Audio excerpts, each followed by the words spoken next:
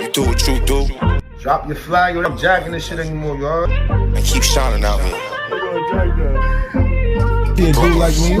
Are you okay? I can see you in distress, going low-key. You need somebody to confide in on the low-key. You talk to people who be judging, you don't know, man. Like you don't know, man. Are you okay? I can see you in distress, going low-key. You need somebody to confide in on the low-key. You talk to people who be judging, you don't know, man. Like you don't know, man. We are motherfucking back. We're back. It's only right we keep bringing you legends, living legends. It's only right we bring you people that could walk any yard, any boulevard, and they still gonna represent they things. It's me, Casper, your host with the most. Proud to be a ghost. I'm a G. I'm here today on the red carpet with a special guest. We got Trust Moola in the motherfucking building. What's going on, y'all? Know what's up, man? Yo, Trust Moola, the legend. You hear me? Hold on. Let's explain to the fans how you get a name like Trust Moola. Yo, that's the funny shit right there. See, everybody be thinking, you heard me, Casper? They be like, yo, saying we could trust you by your name Trust. I'm like, no, nigga, never trust a nigga named Trust. That's not why my name is Trust, you heard? Why? But I try to live up to it at the same time, you feel me? Okay. Try to live up to that thing. But my name Trust is I had a cousin who came from Florida. He's from New York, went out there, got a little down south drip in him. So every time my moms asked him, yo, you want to smoke? His response was Trust. Trust. Yeah, you hungry? You be like, Trust, my nigga. Yeah. Yo, what's up? Let's go up the block. Be like, Trust. So I started using the lingo in the hood with my niggas. And I'm like, yo, you want to get high? I'm like, Trust, my nigga. I don't know when niggas start calling me Trust. Because you always saying it. And it caught on a down south lingo.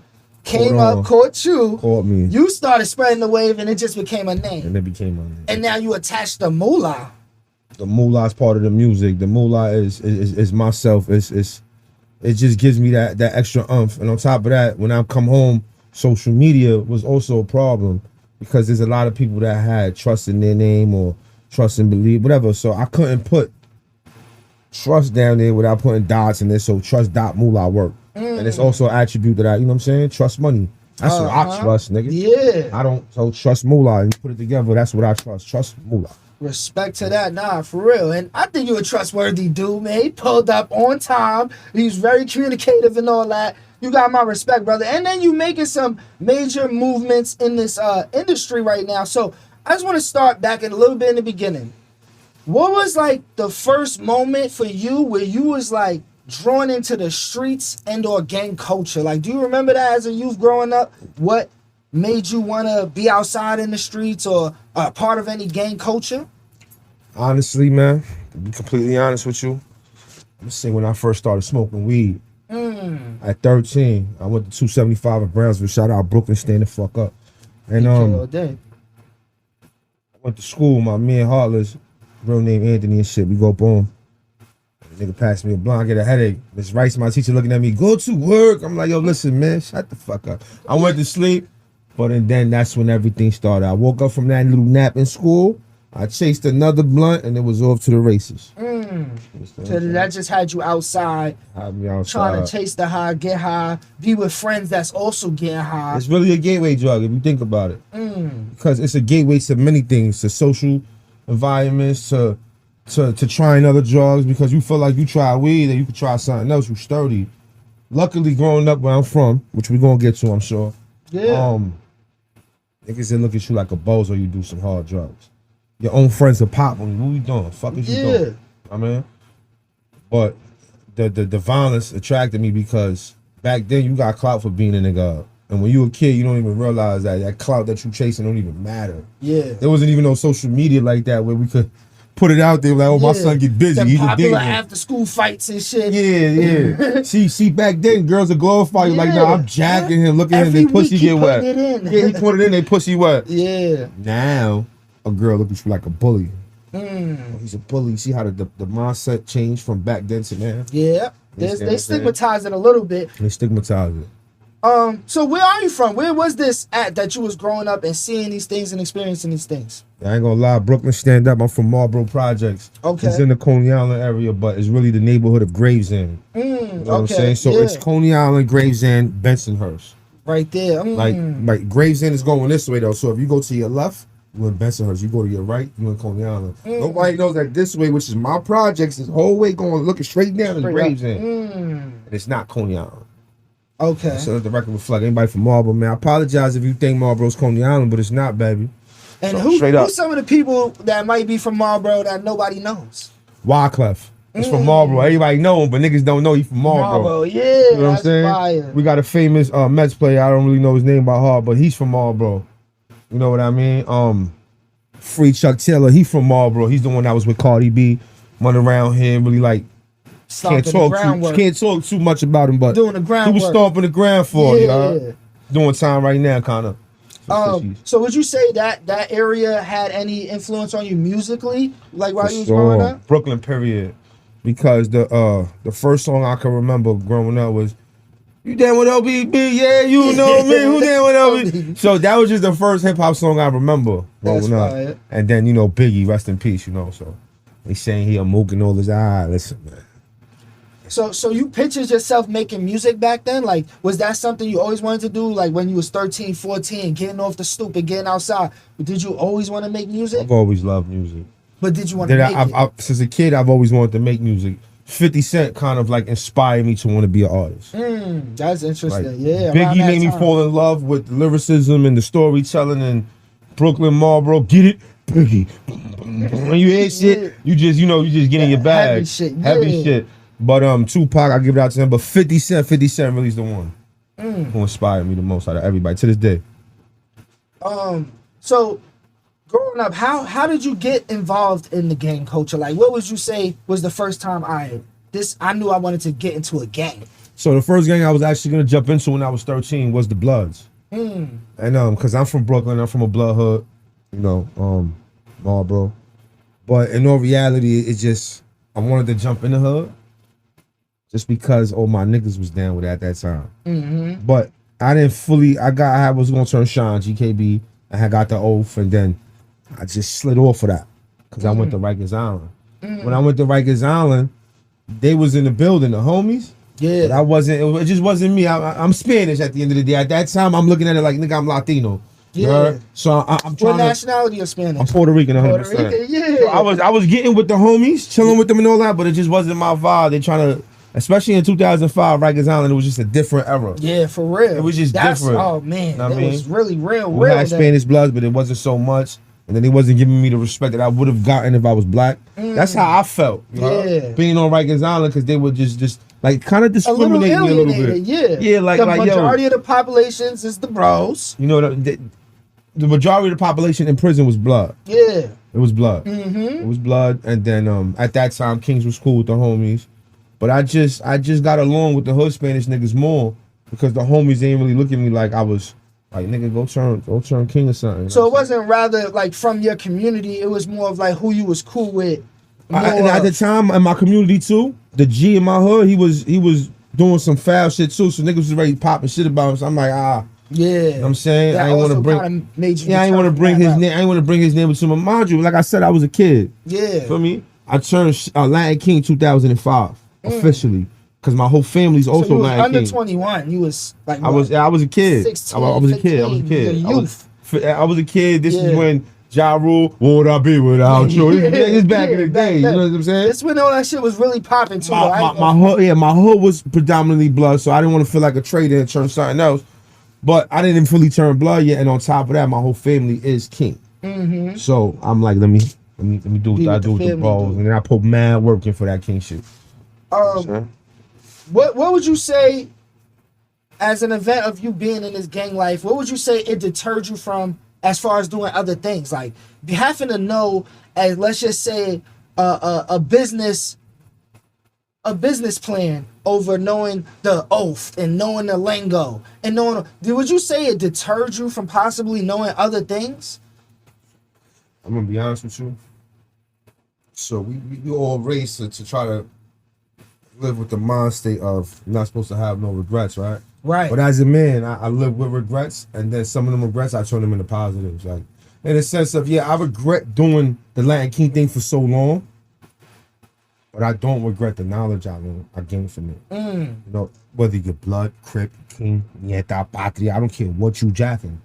You're gonna gain knowledge from it. You can learn anything from anybody, even a fool. As long as you learn not to be like him, you have learned something. There you go. You understand what I'm saying? Drop a gem for them. So that in that sense of I kind of live with no regrets, but I regret the things I've done. Okay. So, was there a specific event in your life where you could say, I don't want to be a part of gang no more? Like, what led to the Drop Your Fag Challenge, which is now going on and you participated in? What led to that where it's like, I don't really want to do this. Everybody's doing it. I was cool with doing it. I had fun with doing it. I learned some things doing it, but now I don't want to do it. It was two things. For those who know me, if you know, you know.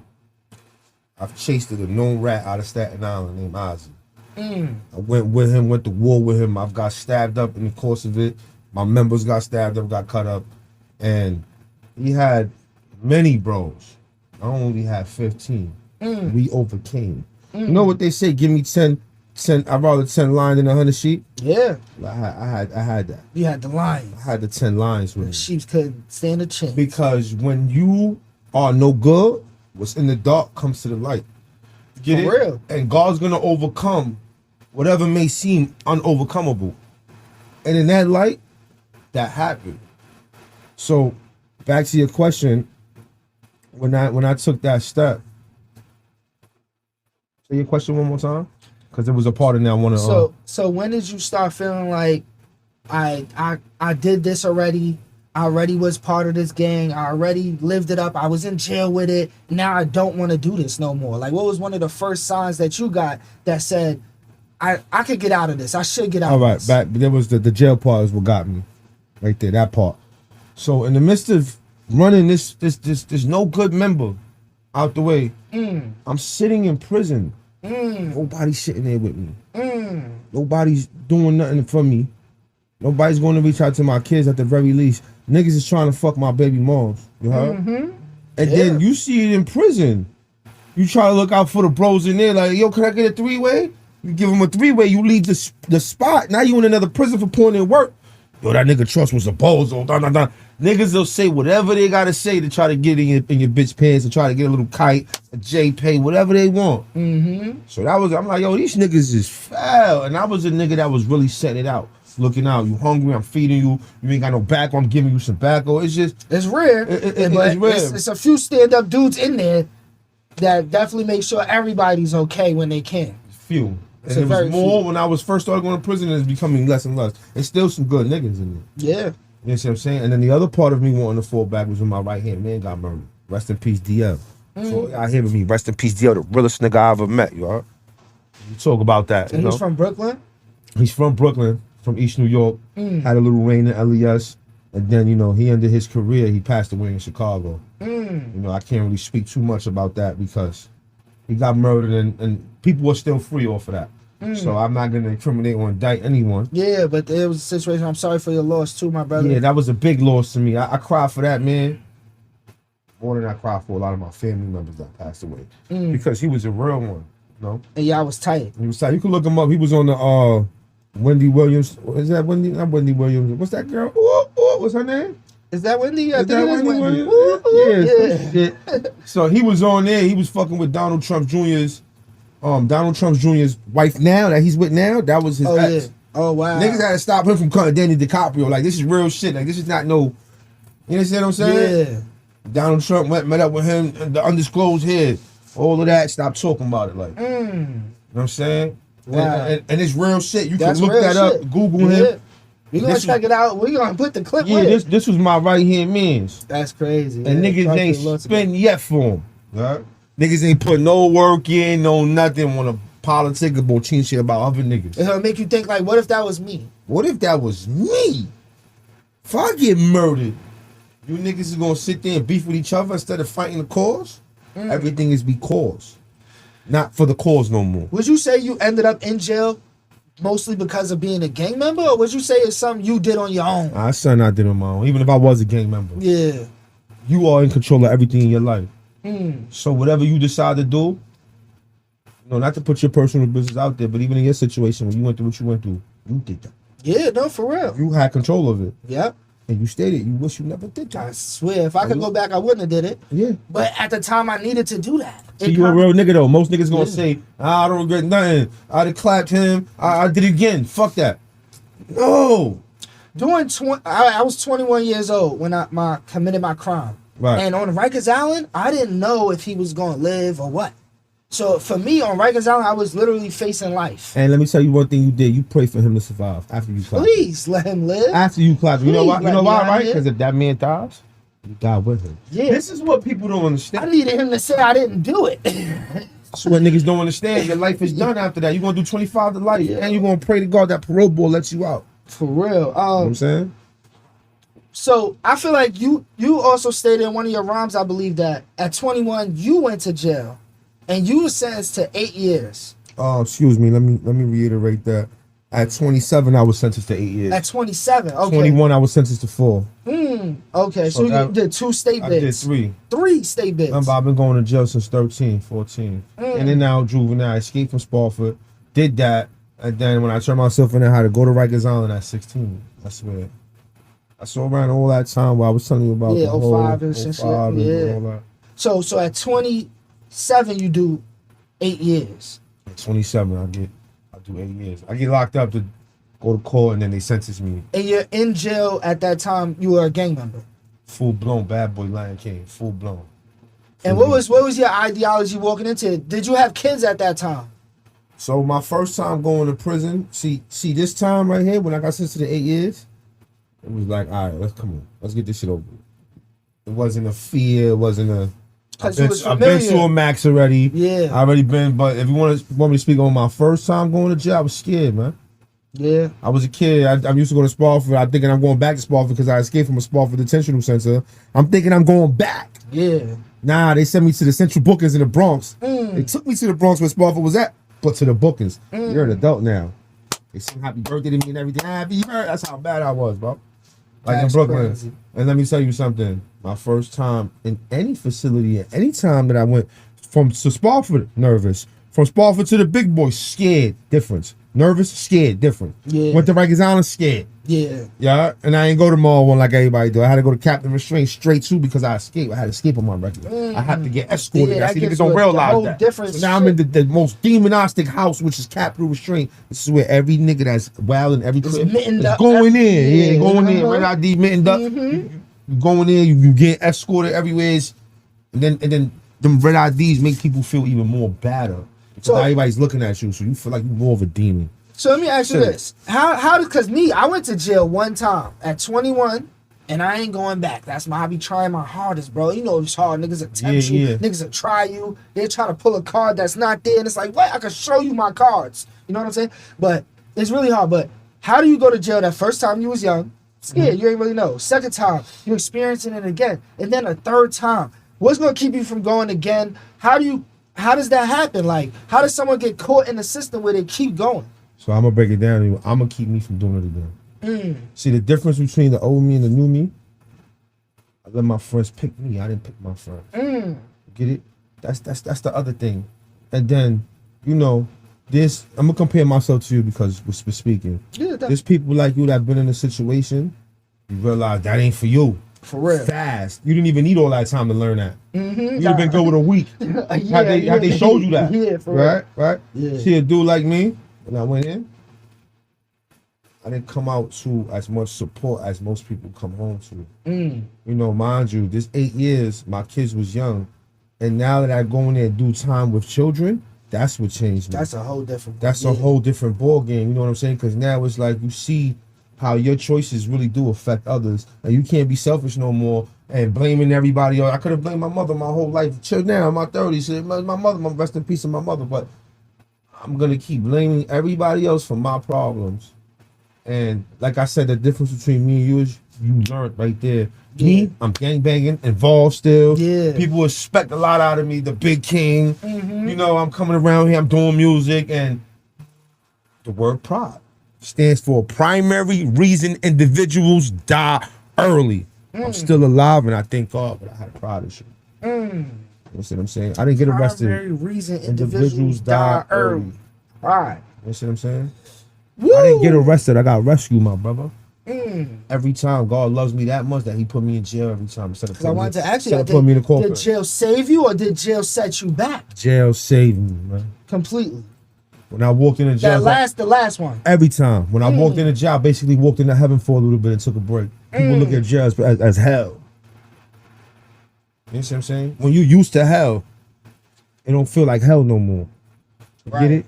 I've never burned an actual hell, but people like to compare earth we live in to hell. Yeah. This shit is nowhere near that. Absolutely. But at the same time, since you want to compare it to hell, the hell you guys, not you, but when I say you guys, most people, compared to earth, been through so much shit, that shit don't bother me. You know, salute to the people out there starving in other countries really going through shit, because it get worse. There was a man in the village complaining about not having no shoes until he came across a man with no feet. There's somebody out there that got it worse than you. That's for real. Yo, I'm gonna try to, let's go here. You on the red carpet, right? You on the red carpet. We got red carpet questions for you. One of the red carpet questions. I ask everybody this. This is not to press nobody. I don't have that energy. Do your thing, baby. What's in your wallet? You got something in your wallet, an item or two that you wouldn't mind showing the people right now? Let's see what's in my wallet that I got. An item or two. Hold up. Because I don't carry cash on me, but heavy on the tap and you know what? You know what's crazy? And this is just the real. I'm gonna show people what I do have, right? Hold on. Cover this thing up. Yeah. What's he got over there, y'all? He got credentials. Now look, right here is my permit. Right here is my license. 2 accomplishments that took me years to do because I chose the streets instead of choosing the road to success. You heard? So you recently got that? I recently got that. It took me years to get that. When you get his license, I know bros don't get their license forever. Yeah. They drive it without it. Let me tell you so that you broke this down. There's a red carpet shit right here, right? Red carpet. I did so much time in prison. Every time I came home, I seen the same niggas in the same corners. Right? Yo, they never had a whip. They never had a permit. So now people be like, yo, what's your biggest accomplishment? I have a lot. But mine that I'm in love with right now as we speaking, it's not my music. It's not me dropping my flag. It's me looking at these people stuck in the corner. And I only been home 1 year, y'all. And I'm already whipping.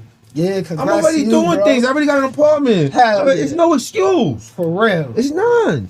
Real rap. You hear it here on the red carpet. Niggas come home and don't get their licenses forever. There's people who's going to still be on the same block. But how do you get the motivation? How do you keep it? How do you find that thinking? Yo, it's just now. They say your eyes don't open till you turn 30. That's true. My eyes ain't open until I turn 30, bro. Okay. So that's when the thinking starts. The age and the wisdom. That's where it started. Jesus died at age 33. When I passed that, I said, all right. I'm living longer than Jesus now. We getting somewhere. You see what I'm saying? You play on a different level. On a different level, gang.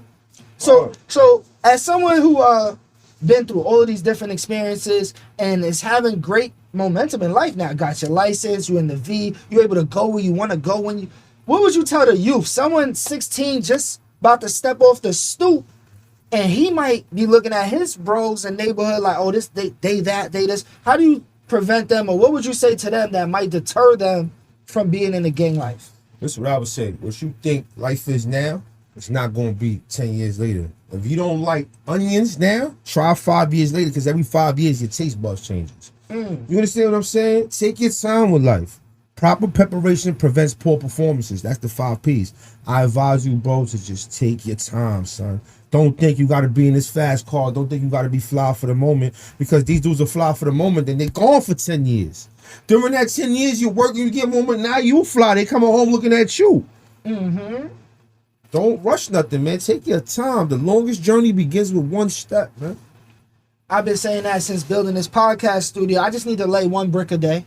You know, it. first we do the roof, then we do the walls, then we got the couches. That's I just it. need to lay one brick a day. And now look, now I'm up to episode 11, y'all. We got Trust Mula on the red carpet. Go, man.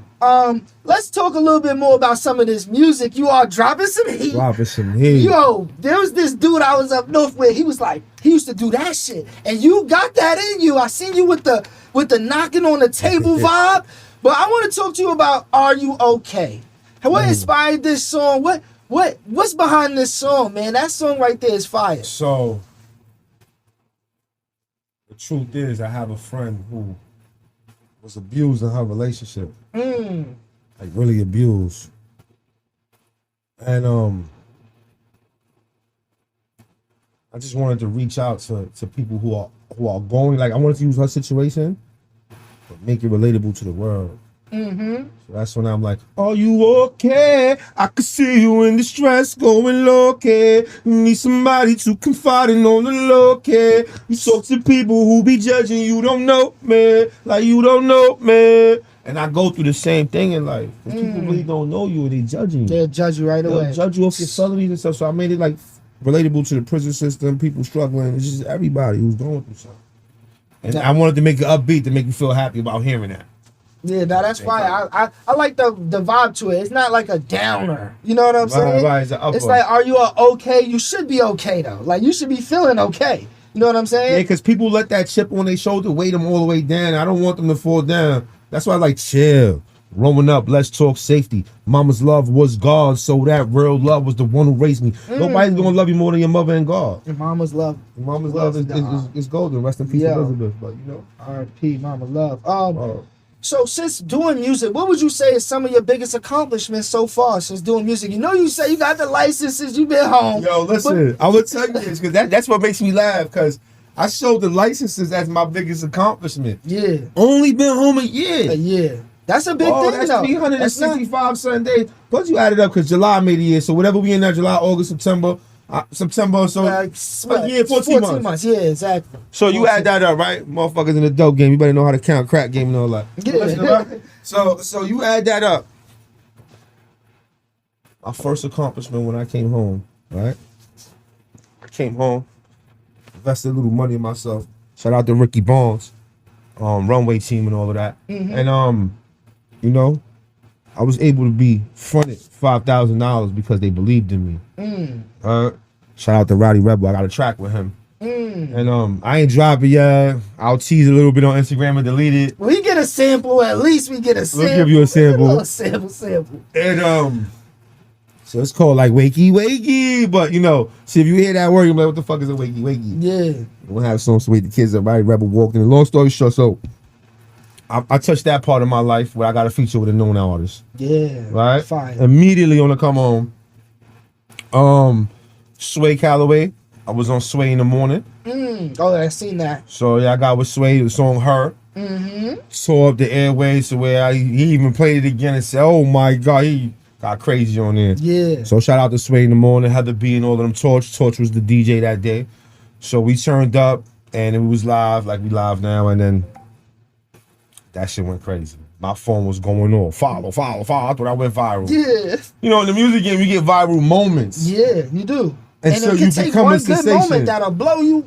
Right. Through the I roof. had that moment. Now, if and it was early, if more people was listening, if Sway was suspended more, it's gonna. So, anyways, so Rowdy Rebel, Sway, and then The song Her on Fire. my song Her's on Fire. My boy Kid Wiz, he did a dance to one of my songs. New Eurekan player. Jay Balvin, her. Me and Jay Balvin chilled for a couple hours after we heard the song. Chill with Jay Balvin. It was a good live. It's on my IG. What else? I got an interview with Ian Bick coming up. Thereut to Ian Bick. You know the vibes, man. I'm on the red carpet right now. You know, shout out to the red carpet movement. Yeah. And there's more. Oh, I've been on the listening party with Vado. There's so much you can do. So little bit of time, got a music you did video that done. all in 1 year of coming home. All in 1 year. When you was in there, was you saying, yo, I'm getting out and this what I'm doing? Yeah, I definitely told myself I'm getting straight to it. Honestly, there's a lot of times I made a song in prison and I wanted to cry. I just was pissed off. I made 400 and something songs in the pens. Some of them's banging on my wall. Some of them is now when the tablets dropped. I wasn't there for the tablets my whole bit, but they did come out while I was doing this incarceration. You still had the cassettes. I got a tablet in my crib right now. I took it home. I told the shows you're not getting this. I need this. What we doing? They jacked me. Like, all right, man, you did like But downloading beats. People used to want to listen to my tablet. They be like, yo, here, take this shit back. Your shit trash. It's only instrumentals. Like, why it's trash? Because it's only instrumentals on there. 400 and some instrumentals. That's crazy. Took myself serious, man. That's all. There's no excuse, bro. That's what I tell niggas. You gonna sit here and you say you doing music, and I ask you, my next question is, yo, what's up? What studios you go to? Niggas can't name not You one can't spot. name Iron the Lounge Studio, Quads. You can't name Even the Jungle Studio. You can't parody. You can't name certain spots. For real. And then when I go to these studios that I be talking to, yo, bro, I could go to a studio, no lie, that got one microwave, fucking 1,000 roaches, and it sound like $1 million. If the engineer knows what he's doing. Yeah. The studio could look beautiful like this. And as soon as you fucking walk in there and you start spinning some shit, that shit sound like shit. Yeah. Because the engineer is not, the engineer is the most important part. Shout out to Corey Cutts. That's another thing. See, engineer, That's another that's success right there. Corey Cutts is Pop Smoke's engineer. Rest in peace, Pop Smoke. Rest in peace, He's Pop my Smoke. personal engineer. That's all. That's why my Corey tracks Cutts sound be like on the track. Corey Cutts on the track. That's why my shit sound like $1 million. Speaking of sounding like $1 million, let me hit the button. You're on the red carpet. You are on the red carpet. We got another red carpet question. Yes, sir. What's one or two things Trust Moola would do with $1 million? If you had it right now and you could just do anything, just blow it. Just what's one or two things Trust Moola would do with $1 million right now? The God's honest truth. You can give me that. The God's honest truth. That's Trust Moola. I would build something in my community for the kids. Like That's a community center or something? I would build see, I believe in Hocus 45 with this Drop Your Flag movement. So I would build something that would have a music studio, haircuts, right? A haircuts, music studio, and like a center to where like an office like this where we could talk to kids privately. Like a little counseling center. Like a little counseling session for them, like not one of these counselors that went to college, no. Because they don't have college from the streets. There's a lot of motherfuckers in the streets that's qualified to be a PhD if there was a college course in there. To be a mentor. To be a mentor. Sometimes we give the advice we can't even follow, but we know how to give that advice. You understand what I'm saying? I want a big homie to work for me. Yeah. To be able to see if he could stop certain shit. Like, we'll have ties with the big homies. So you would invest in the community. I want to invest in the community because I know there's a lot of talent that's just unheard. You know how many platinum diamond rappers is in New York that will never go platinum or diamond because they don't have nobody to really let them know, give them that push. Yep. Know how to promote them, know how to put them out there. They don't have nowhere to go to record their music with a good engineer. Exactly. The second thing I would do is buy a bulletproof vest for myself. Why that? Because once you preaching positivity, the devil's on his way. I know the devil's coming. Wow. You understand what I'm saying? So I gotta prepare myself to rebuke Satan. You know? So a couple of Kevlars. And I would get my family out the hood. But the first thing would be get my family out the hood, a Kevlar, open a center up immediately. And I would have the government help me and Hocus fund this thing. That's fire. You bring up Hocus 4/5. Shout out to Hocus 4/5, the whole Drop Your Flag challenge movement. Shout out to Hocus, man. You know I love you, bro. I want to ask you this. Do you think a challenge like that, things like that, could really prevent gang violence, slow down gang violence on the street of New York? For sure. For sure, because now you're bringing an organization of people that believe in change for the youth. There's people that's gangbanging that believe in change for the youth. Yeah. They just gangbangers. But they got that stigma on them from what the gang did in the past. But you cannot judge every gang member for the gang itself. You know? Yeah. It's like you can't blame one for all. But that's how it goes. But that's how it goes. In this game is how it goes. That's exactly how it goes. But that will slow it down because now we have, let's say you a big homie Blood and he's a big homie Crip. If we all in the same room, we all believe in the same cause. We just have to have niggas that believe in the same cause. You will be able to call a big Crip up and say, yo, what's going on with the homie in the A-Tray set, man? Yo, listen, I'm a big homie for Hoover, but yo, look. Yo, man, let that one rock for me, man. Yeah, if you could. Sometimes the big homie's gonna get, nah, nigga, fuck that. We ain't letting him go because he owe, nigga. What he owe? Well, he did bad. All right, but let's work something out. Sometimes that nigga do gotta go put that work in. Yeah, he gotta go do something. Sometimes he do, and then come back. I'm not saying like, you know what I'm saying? It's hard. It's a tough line. But I would talk to the big homie. And it's about now. Discretion. I think each situation, a lot of it Listen, needs discretion. but as an organizer and a neutral man, I would be like, yo, Rip, let me speak to the other Rip real quick. Yeah. Yo, look, man, not for nothing. Like, I don't want to get involved because I'm neutral now. Yeah. But at the same time, that nigga's going to tell on you, bro. He going to tell on you, man. All of y'all going to go to jail for this one nigga that y'all should just let go. Because now what happens is, we'll save him before he turns into a rat. Maybe he should have just been a civilian. But now his name is dirty now because he took it there. They ain't let him go now. Like Tekashi, they forced that kid to be a rat too. Not saying he ain't a fucking rat by birth. Yeah, it was something there in him. But them shit that them niggas did was wrong too. Yeah, exactly. But nobody want to say that because the nigga's a rat. Nobody want to speak the truth. That's true. And he was a kid. He was young too. He was a kid. These big homie niggas is around him. Yeah, he thought he was using them. They was using him. But at the same time, you don't try to violate niggas' moms, kidnap them, fuck his bitch. You don't do all that. Now when a nigga tell on you, you sitting in jail, you call, nah, nigga, you told on yourself because you should have known the type of nigga you was dealing with. Once again, you are in control of every situation. You have to be in control of it. Don't lose control. You can't blame nobody, even if you blacked out. It's you blacked out. It's your fault. Everything is on you. Now, there's times where it's not your fault. But that's very rarely. You know what I'm saying? Let me ask you this. So, people could put their flag down and all of this stuff, but what made you want to do it publicly? Like, because that's a whole nother level of energy. I'm glad you said that, because I'm getting a lot of things people be like on the comments, yo, not for nothing, like, I dropped my flag, you ain't hear me talk about it or bring it up, I just disappeared. All right? All right, now, cool. I think that's like the known way of people leaving the gang culture. They have to do it quietly and just remove themselves completely. Now, cool. 20 years down the line, you walk to a bodega. There goes that same bro. Yo, I'm on that rate. Now you looking back, you didn't explain yourself. You didn't tell niggas why you left. Yo, I'm not a bro no more. What you mean you're not a bro no more? What happened? Now, there's certain things, gangs is washed up now, like, kind of. But there's certain things that I would look for to see if you're not jacking Latin King anymore. Yeah. All right, who stripped you? Where's your X's at? Where's your golden gates? Let me see your hands. You don't have no X's on you. Come here, nigga. Now I'm gonna cut you. You gonna get an X on your right hand for sure. Cause that's how you go. Because you're gonna notify that you's a fucking ex-Latin King member. You understand what I'm saying? That's how we gonna notify you. Where's your golden gates? You in New York, you should be walking around with a copy of that. If you feel like you left what? So in order for you to put out your flag, does any of that stuff have to happen? Listen, like I said, New York is washed up. And I'm so gangster, niggas ain't touching me. If niggas want to touch me, let's go earn it, nigga. Come get it. I don't think this should go that route. I think you're on a good course and a good I'm on a good course, I'm on a good path, but at any time I'm gonna match somebody's energy. See, your energy's calm, I'm calm. Yeah. The minute your energy gets up, I'm getting up with you. Yeah. You see what I'm saying? If they don't respect it, I will make you respect it. Because I'm a man before anything. That's what the Lion King taught me. But see, now that's what I'm saying. So now that's a whole nother fight and battle, and it's because it's public.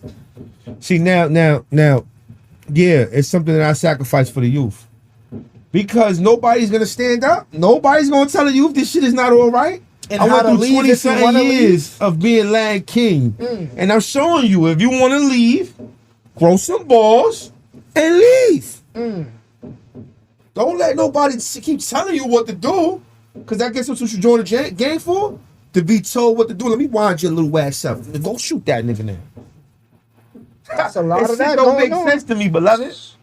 So I'd rather just like do it publicly than make it count. Who has made it count? Think about it. Who left the gang life really in New York? Let's talk about New York. In New York? Because we know what happened in Cali, there's a dude that got murdered for that. For trying to organize gang life and try to get people out there and try to stop gang violence. He got murdered by the gangs. So in New York, have you seen anybody else? You ever seen anybody publicly denounce their flag in New York? Nah. Besides me, Relly, Hocus, and have you seen this? Not until that. Not until that. So if I know, as I said, I've seen people quietly just leave it alone. If I know I could finally die doing God's work, then let me die like that, opposed to doing nothing for God. Because the first thing God's gonna ask you is, what did you do for me? Jesus said if you don't say his name, he's going to tell his father, I'm not going to defend you because I'm going to say I do not know you. Get behind me. I'm going to share this story with you. I'm on Rikers Island. I had the little brown Bible. Right? I remember that, yeah. I'm in the glass cell on a tier. A few of those, man. God forgive me. And the cell light is just like that light right there. That's not on. You know that light? Yeah, that big ass light. Yo, so my shits ain't bright. My shits is like a dim orange, right? And I'm reading the Bible and I got to hold the shit a certain way. I'm reading Proverbs. The shit said, a righteous man can fall 7 times and get up and still be righteous. An unrighteous man is going to fall into calamity. It's like the never-ending pit, right? So I sat there. I said, damn, I could fall 7 times. I know I fell once. I'm here right now, right? How many other times I start meditating on the word? This word to everything. This word to God. The light went completely bright as I'm sitting here meditating on this word. You know what I'm saying? And so what I'm saying is, just because you might have fell 7 times, you might have went down a few paths that now you decide it's not for you, that don't mean you're not a righteous man. You know what I'm saying? Right. And you're not going down the calamity pit. You could tell. Look, you got his license. You got music out, songs about to come out, Rowdy Rebel. You know what I'm saying? You're not in a never-ending pit. And so I appreciate what you're doing for us and for others. I just wanted to say that to you in your face, because this is not just for me, this podcast, right? I present this to the people. Right. I want people to have a platform. And what you're doing is rare. We're not going to probably see it to this level. You know, you're a leader in that. So just keep doing that. And thank you, man. I want to go to this segment. I got a segment on here. It's a tribute to 2 of my brothers that we lost recently. One of the names was Badness and one of the name was Rich. So I got a segment called Act Bad or Live Rich. And there's no wrong answers.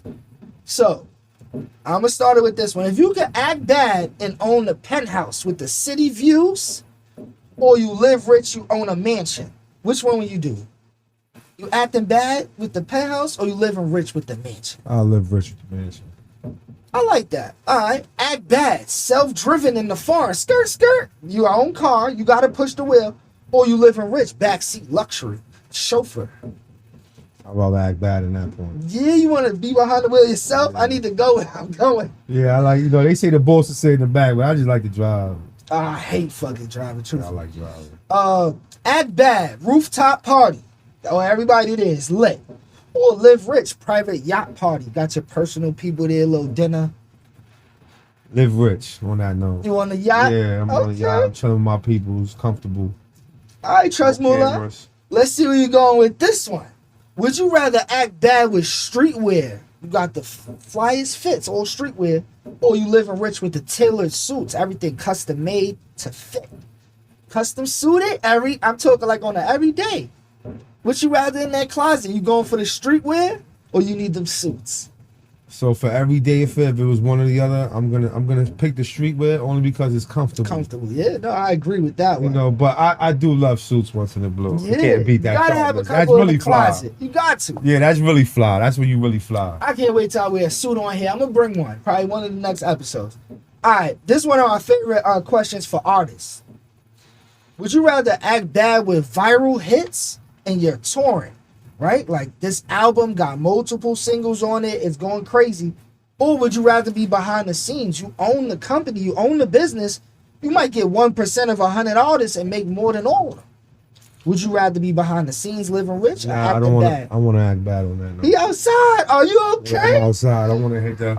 I want that energy, that love. Everybody coming through in the building. Yeah. You know? It's nothing like it. All right. I got 2 more for you. Act bad. Cash in hand. It's all cash. You got it right here.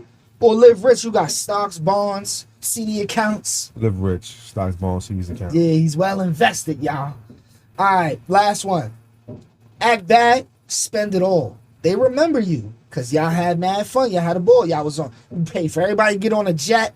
Y'all was all in this hotel. You was paying for everything by spending it all, and everybody remembers these shits. Or would you live rich and you build it for legacy? Now your son might get to touch it, but he don't know how. He don't remember none of it. Yeah, I'd rather leave generational wealth. Generational wealth is not easy to do. That's another thing. I want to get money just so I could pay for my burial plot for me and my whole family. So I got to worry about burying me and all that. in advance. Money. Everybody dies and they don't care about their family burying them. Like, nigga, they fucked up. Now that you did, they even more fucked up. We don't be thinking about life insurance. Nah. None of that stuff. I'm gonna hit you with another one on the red carpet because he did come through here, y'all. He's stomping through the red carpet with that shit on. So, what you wearing on the red carpet, my brother? Oh shit, let me tell you what's going Trust on. Moola Man. got the things. Got the little Pradas on, y'all. Yeah. No, got regular little jeans on. Honestly, this is Pradas is, you know what Pradas is, and everything else is my man shit, you know? Okay. I say it right here. Natural born. For me, that's his shit, natural born. Got the natural born drip on.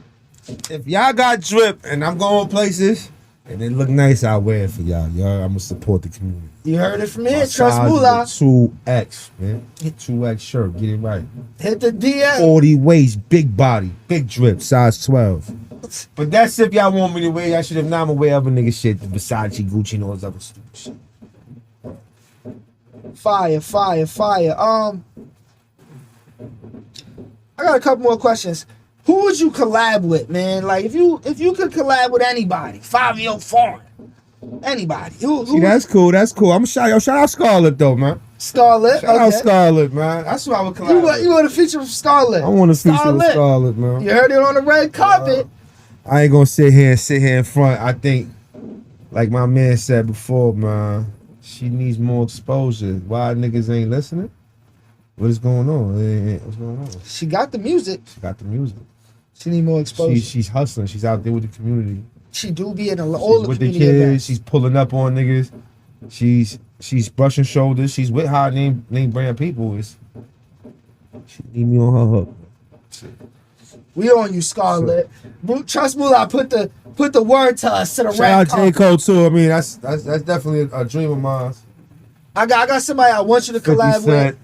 Mula NYC is an up and coming female artist from Far Rockaway, Queens. And I think Mula NYC, the Trust Mula, that find where's the Moola, get all the Moola track. I think that'll go crazy. Yo, you know what? I'm down for that tag because that's what it is. I feel like the female artists are holding it down for us right now. Yeah, what? They got the game. I feel like they got the game. They definitely got the city. Definitely got the city. You add Glorilla. Even Ice Spice, like, yeah. You know, Nicki Minaj balls for days. What are we doing? They could go gone and come Remy, back whenever they want. Yeah, they do what they want. Remy was gone for what, 7 years and came back and smashed them. She going through a lot right now. They holding it down with that gritty shit. Like, New York need to get back. Rest in peace, Pop Smoke. That was the only nigga I really jacked when I was in jail. Where do you shop at, Trust Moola? What's 3 places you would tell advise the people if they're not from New York, they want to come to New York and get some drip? Where would you advise them to shop at? I'm gonna be honest with you, man. I'm not really a fly guy.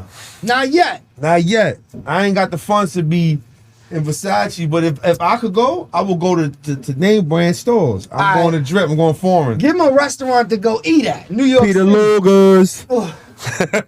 Let's go eat the big ass steaks at Peter Luger's, man. There we go. Nah, man. Trust Moola, it was a pleasure having you here, man. I want to appreciate you once again. Say thank you. I'm going to say keep doing your thing. Regardless of all the turmoil that's going to come with it, you are on the right path. And people like me who you don't even know, I don't know you, right? We don't know each other. I see what you doing, and I'm like, yo, I respect that. That shit is respectable. And I wanted to pull you up to the red carpet. Yo, I ain't gonna lie, man. I want to shout out this man Casper right here, 100%. Hit me on the gram, reached out to me. What's up, man? Got some red carpet questions for you. Pulled up, show love. It was nothing but love. This shit is nice in here too. I appreciate it. And it's nice and cool for all the girls that want to come in. I don't like to be in hot spaces and too cold. This is perfect for y'all. You ain't gonna sweat out that frontal. You ain't gonna sweat that girdle up, baby. Yo, it's Trust Moola, episode 11 on the red fucking carpet. Out here, man. Drop your flag, baby. Drop your flag. Yeah. No, that was love, man. I want to hear this one time, so we're going to turn it up again. Turn that shit up, I said, why the fuck they blame me? Like I was on a run for murder one. They blame me. Like I was on a run for murder one. They blame me. Like I was on a run for murder one. They blame me. Like I was on a run for murder one. Bow! I started off in Rikers, Attica, put in work, Riri, Comstock, mad as hell when Drizzy drop, Kiki, she love me now, in the cell, let me rock, it's so good, got millions, I could bust a milli rock, did 2 terms like Obama, fell off, came back, Simba and Mustafa, get pasta, smoking on the strong like a Rasta, pasta, I can get you hit like a mobster, it's down now, I'm up like yo-yo, greasy, pollo, move heavyweight, golo, yolo, you only lack once, then you done no, oh no, never strike deals with the popo, Manolo, should've said no to the toto, don't trust hoes, don't touch those, not even un bucko, my gun go, hand fry you up like my fungo, don't stumble, tumble, get popped like bubbles, bow! Why the fuck they blame me?